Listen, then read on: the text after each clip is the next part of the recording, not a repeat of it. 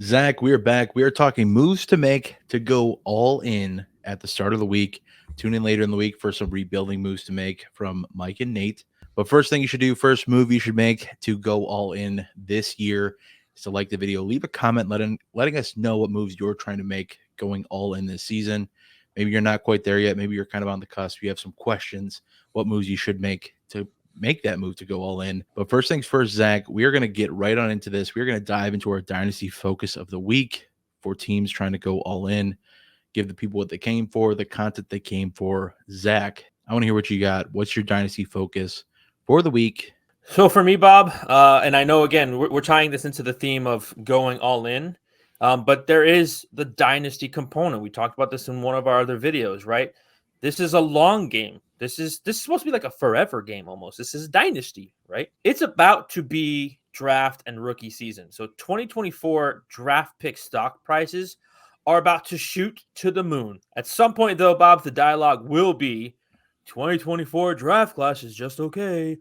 The 2025 class is amazing. We do that every year, okay? It's coming, all right? It's coming. Can you get ahead of this curve? Can you digest moving a player or even 2024 picks for higher 2025 picks? This is just in the theme of staying fluid and having movable capital. Having future draft capital is a great way, Bob, to always have a cachet of movable assets when you need to make an in-season move for a championship run. Most leagues operate with a later trade deadline or even no trade deadline at all. So how much more of a leg up will you have on your competition if in week 13 and 14 or even the playoffs, you have the ability to make a move to give you a leg up on the competition? So I'm very big on having not only 2024 draft capital, but also a year down the line to be able to make those moves. And let me say this point, Bob, this video is about going all in, but this applies to the offseason too, because these draft picks are fairly reasonably priced right now. Do you have to sit on them for 10, 12 months for them to increase in value? Yes, but that's part of the dynasty game that we're talking about. So I like to have these draft picks. They help me stay fluid in making moves later in the season, weeks 13, 14, or even post season if your league doesn't have a trade deadline. But also, whatever the results of the season are, I like to start acquiring these picks as soon as possible. So yes, I'm still trying to, stay competitive in leagues that I'm going all in. I'm still trying to make moves to win, but I also want to be fluid, Bob, which is going to lead right into your next point. 1000%. If you're going to go all in, I just have one bit of caution. Don't go all in, all in. Leave some draft capital for next year, leave some depth on your bench. Don't do the thing where they just put all the chips on the table. Don't push all your chips in, because why? Anything can happen. Even building a studly, super strong playoff lineup can go awry. Players underperform, injuries happen, other teams blow up. I want to make my competitive push as good as it can be without being left with nothing later on. And I will say this, if you are going to make big expenditures that take away depth, your future draft capital to strengthen that lineup, at least make sure you're buying in on long-lasting assets. I don't want to really spend up to go get the vets that much. Like, that doesn't intrigue me that much unless I'm getting them at a great deal. The Mike Evans of the world for like a late second, which probably a hard get for most teams at that value. You probably need to chuck in a little more to really excite that manager. I'd rather chase the bigger fish. I'd rather spend up to go get the bigger fish, because then when I'm spending that youthful asset in the first round pick or second round picks that I'm sending, I'm at least getting that kickback with a long-term productive asset. So ultimately, don't want to drain the well for these short-term fixes like these aging vets that I mentioned. And an alternative to buying new assets outright, spending draft capital that you might be already kind of low on, a great alternative to that is looking to improve assets you already have by tiering up. So work off of pieces you already have that are decent. Use the draft capital you have sitting around, other pieces as well, your other depth pieces. This can just be more of a cost-effective way to improve your roster, as opposed to just going and saying, hey, I got 3 first-round picks over the next 3 years. I don't want them anymore. You might be able to get something good with that.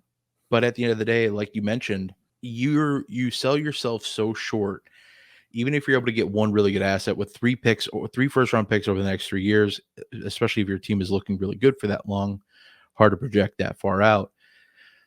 If you're moving 3 late first for a top-tier running back, you're probably going to feel pretty good about it either way down the road, but you are neglecting bringing in youth to your roster if you don't do anything to remedy that down the road.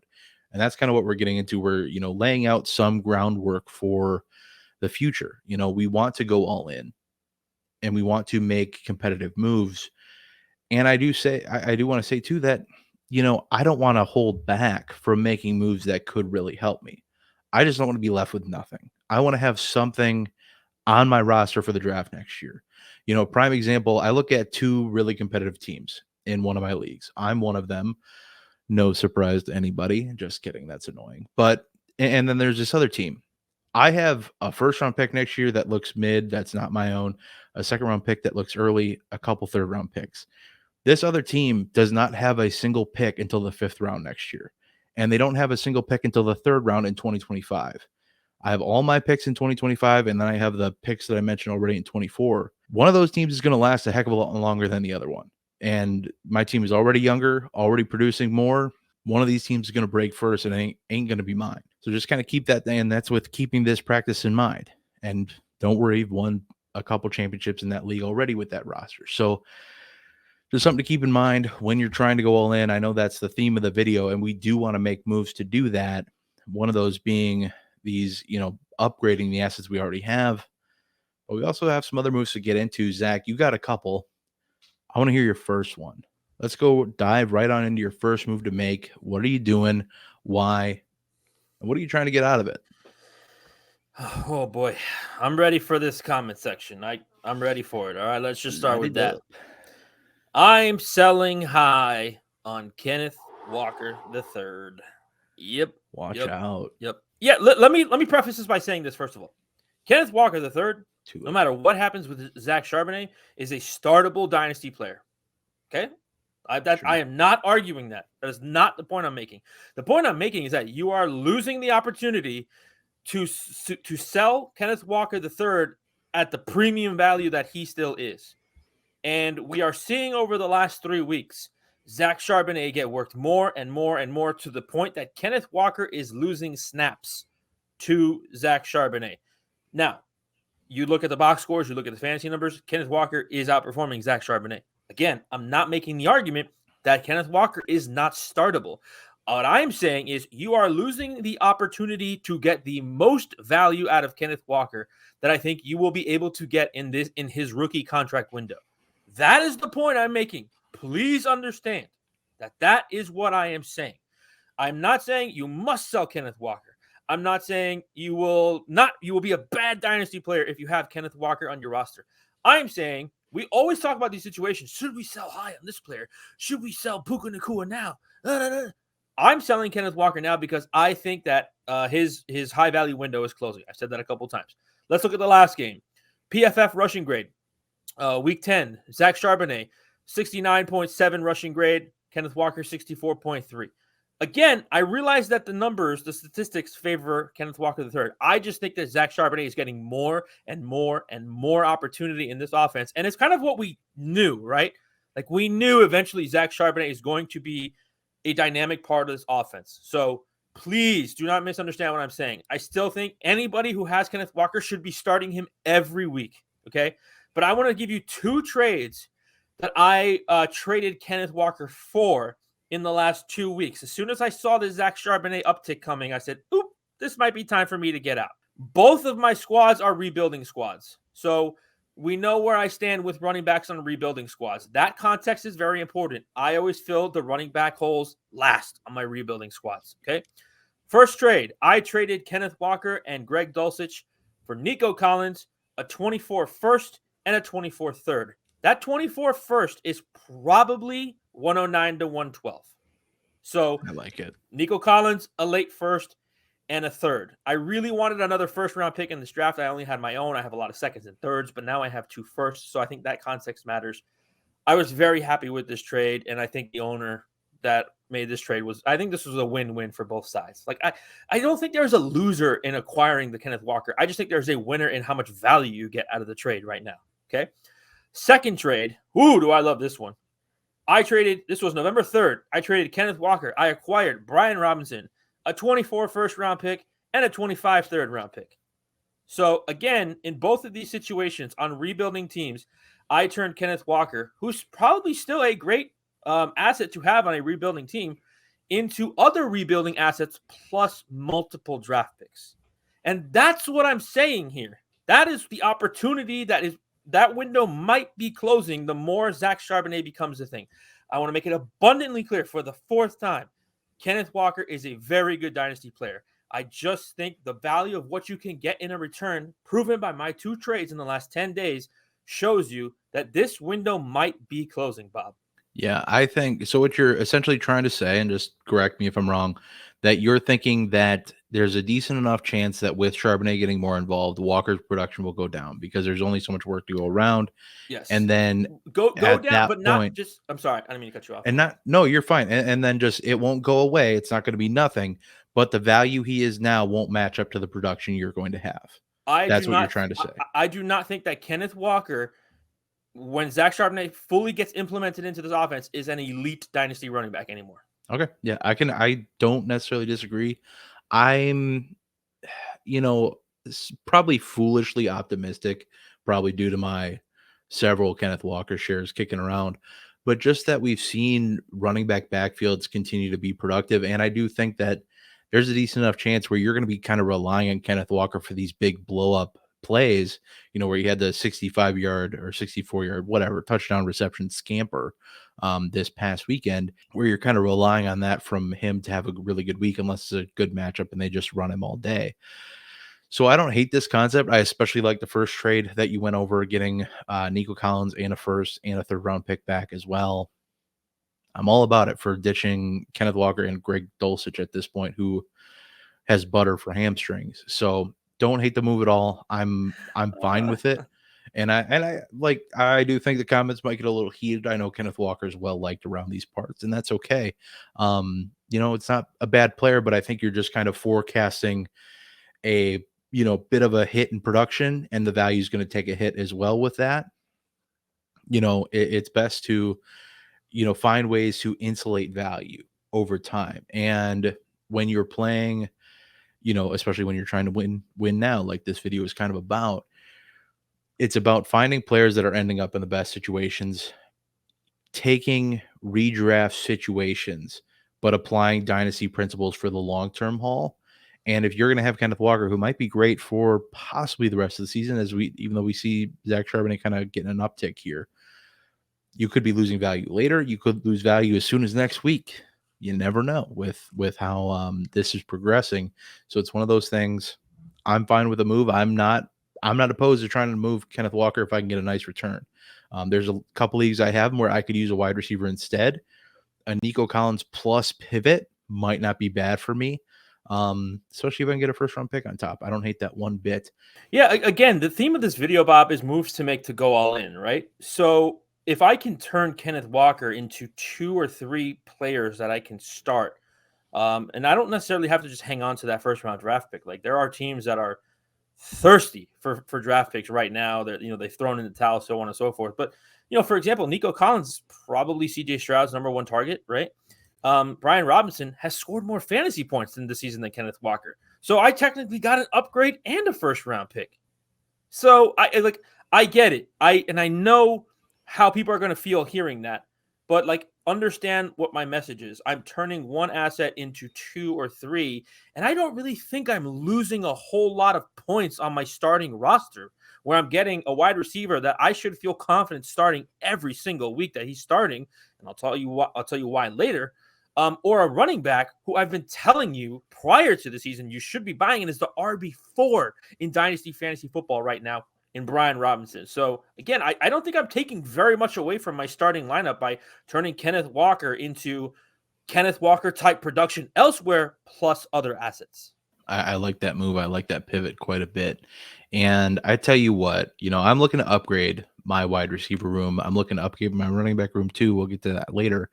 But when it comes to wide receivers, I don't know if there's anyone playing better right now than Amon'Ra St. Brown or CeeDee Lamb. If there's any way that you can find a way to get these two onto one of these two on your roster, good luck getting both of them. Especially if in your leagues with me, I have a lot of them everywhere. But I'm looking to move off of, guys that are just wide receiver twos that are just in that range. T. Higgins is the name I pulled here for an example. T. Higgins plus a late first, trying to shoot for Amon'Ra St. Brown, assuming that first is late, being a playoff team, trying to go all in, trying to improve my roster any way I can. And T. Higgins, for me, I know there's the hope and, hopium out there that he's going to go to another team next year. He's going to be the wide receiver one somewhere else. I don't even know if that's the best thing for him, in all honesty. We saw him do fine his rookie season, nothing great. Saw him with Chase across from him as a wide receiver two again, and then last year again as a wide receiver two.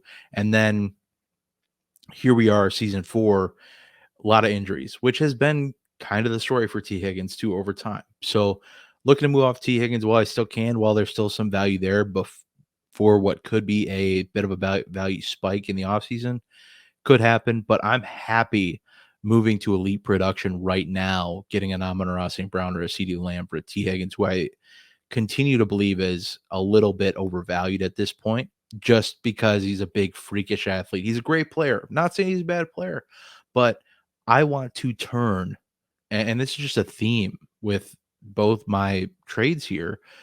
I want to turn somebody who's valued as a running back or wide receiver 2 into a wide receiver 1. Find a way that's producing like a wide receiver 1 and valued as one in Dynasty. That's what I want to do. And do that with your wide receiver 3s and turn them into 2s. Do that with your wide receiver 4s, turn them into 3s. When you're at this point, and it takes a heck of a lot less to do it with turning 3s into 2s and so on and so forth. When you're at this point, it's all about improving your roster any way you can. And that's one way that I don't think people think about enough, is just improving the assets you already have. Because when you're able to replace, a team that at this point in the season, everybody's dealing with injuries, everybody's dealing with some sort of bye week issue, some sort of production issue, whatever the case is. So it's hard to just give up a piece straight out. It's a heck of a lot easier to throw a T. Higgins-esque player, give them a good, young, promising wide receiver in exchange for one, and they get an additional first-round pick. If they're not a playoff team, which you cannot assume that these players are on playoff teams, sometimes they're not. So take advantage of that in situations where they might just be looking to next year and looking to pad draft capital for their upcoming draft class. I'm looking to do this 100% of the time. Give me these two absolute studs over T. Higgins, who, like I said, is a great wide receiver too, but I don't really foresee him being any more than that at this point. And just give me the trend of just upgrading.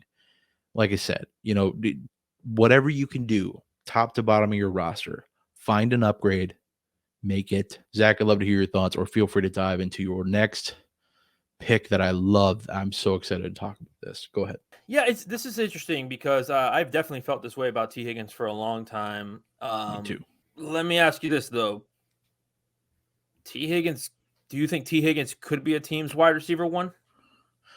I think he could, but do I think he needs to be an elite wide receiver in the league, like a top 5 wide receiver?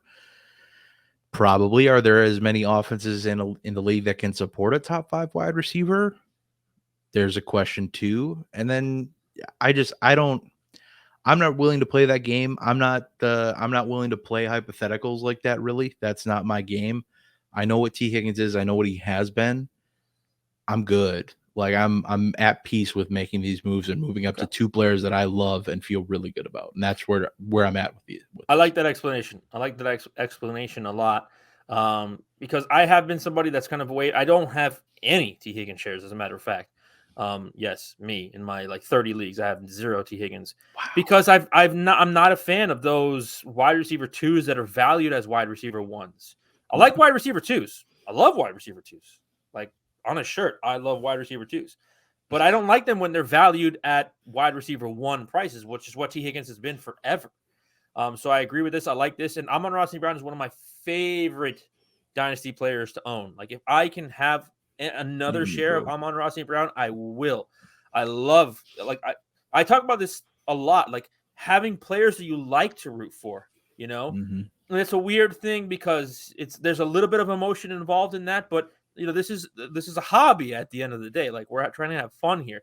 I like watching Amon'Ra St. Brown's game. I just love how feisty he is, how it's him against the world because of the 17 other wide receivers that were drafted. So I just like rooting for that guy. So love this point, and I agree with selling off T. Higgins because I don't have any. So if I did, I would be trying to get off. Yeah, 100%. And just that idea, that grouping of wide receiver twos, there was a point this offseason, I bet you could have thrown Drake London around plus a first-round pick and gotten into discussions for these two players.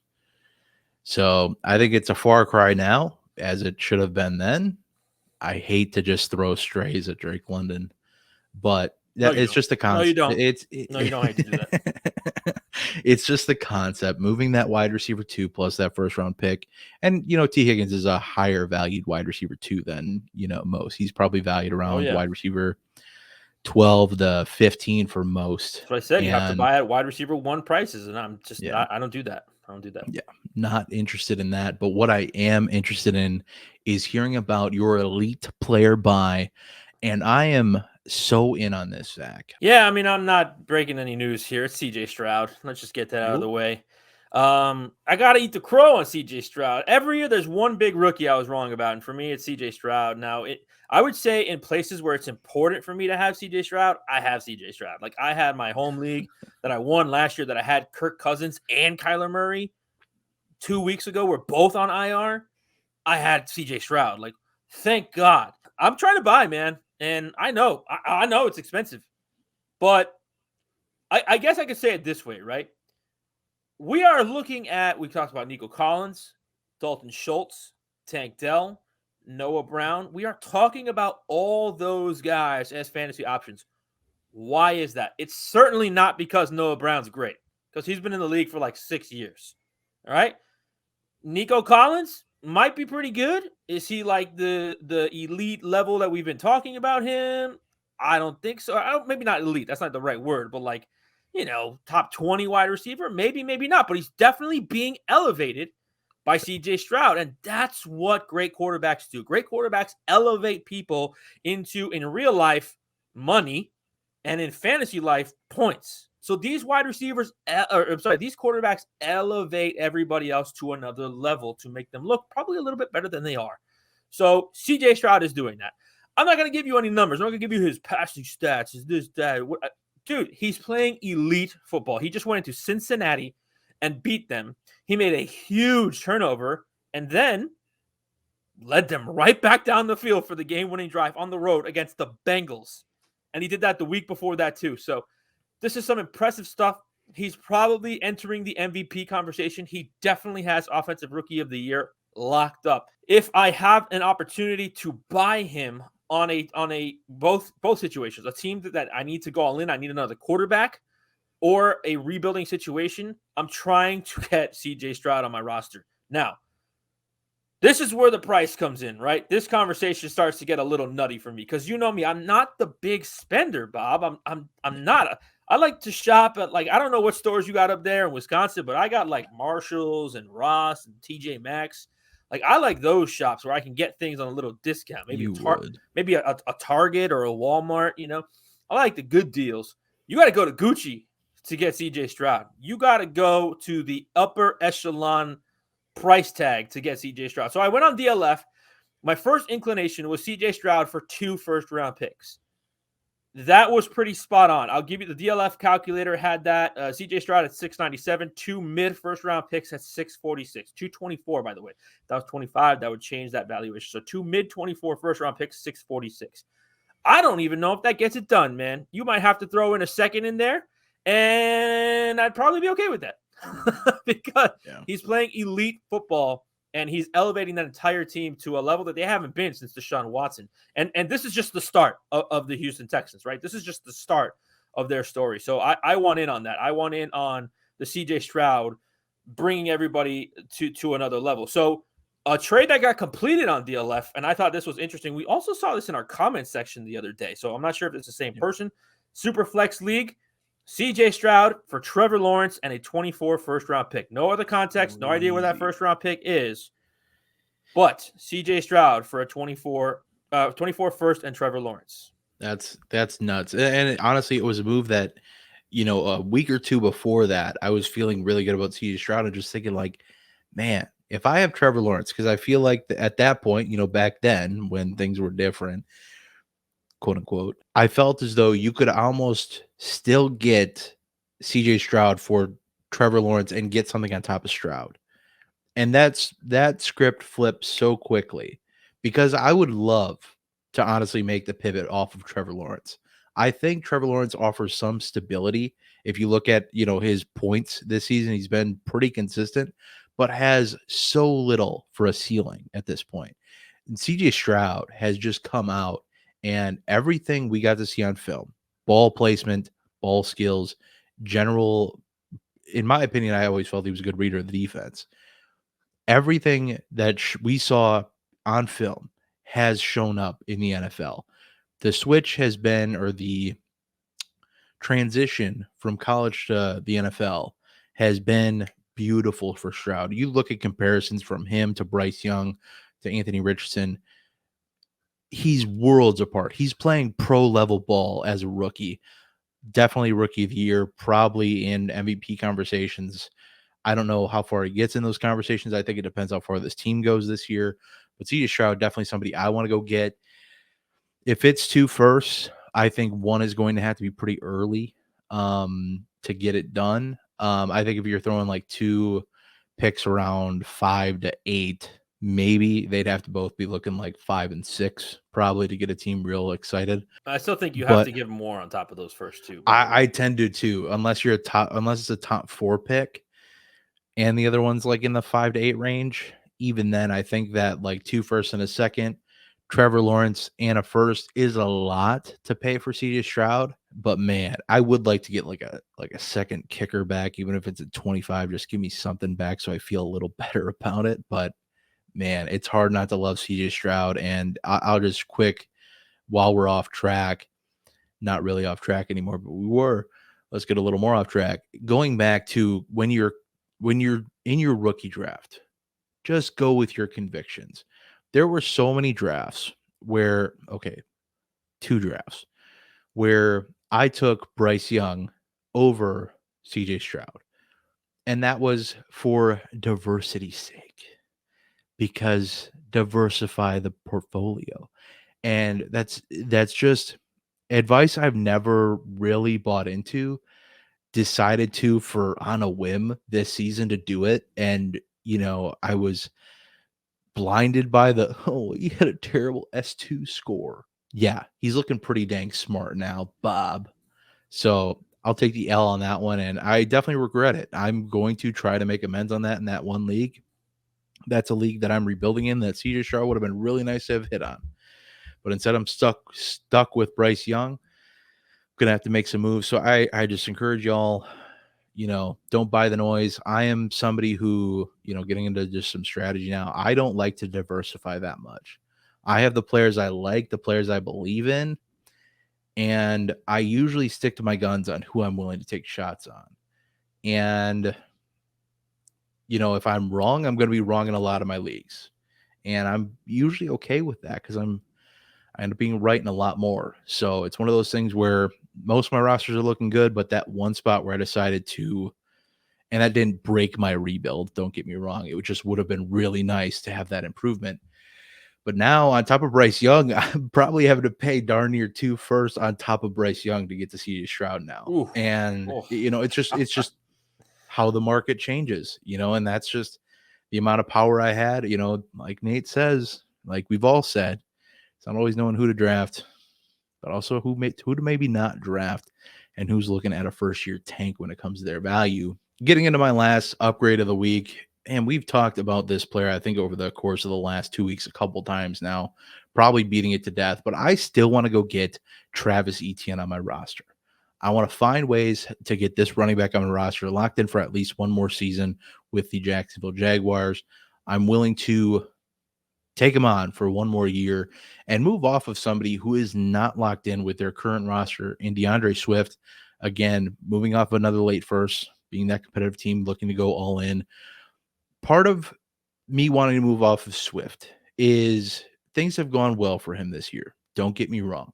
He's kind of played more up to expectation more than he ever has. This is all great. Contract year, we don't know what his situation looks like next year. He could be back on the Eagles. That would probably be good for him. He could be sitting out in free agency land. Big free agency class because nobody really got figured out this last free agency with running backs. So it's going to be just as crowded outside of Jonathan Taylor. We know he's signed, and that's somebody who I would also be willing to kind of pivot up from DeAndre Swift. I just wouldn't really be willing to pay that late first to get to Jonathan Taylor as opposed to DeAndre Swift plus the first to get to Etienne. These two are about the same age, so there's no I don't really get anything more with age, but I do think I get ultimately a better player, especially when that offense is really cooking in Jacksonville like it has been this season from time to time, especially when they give Etienne the ball. That's when that offense really cooks. So I'm looking to make a move like this again. I'm not just saying DeAndre Swift to Etienne. I'm saying any running back 2 plus a first. Where can I get? If it's not Etienne, just go down the list. I don't think you're getting to a Bijan. I don't think you're getting to a CMC. Almost, why would you want to even get to a Bijan at this point if you're trying to win this year? But, work down the list and just see what you can improve on, especially players who are locked in for at least a couple years.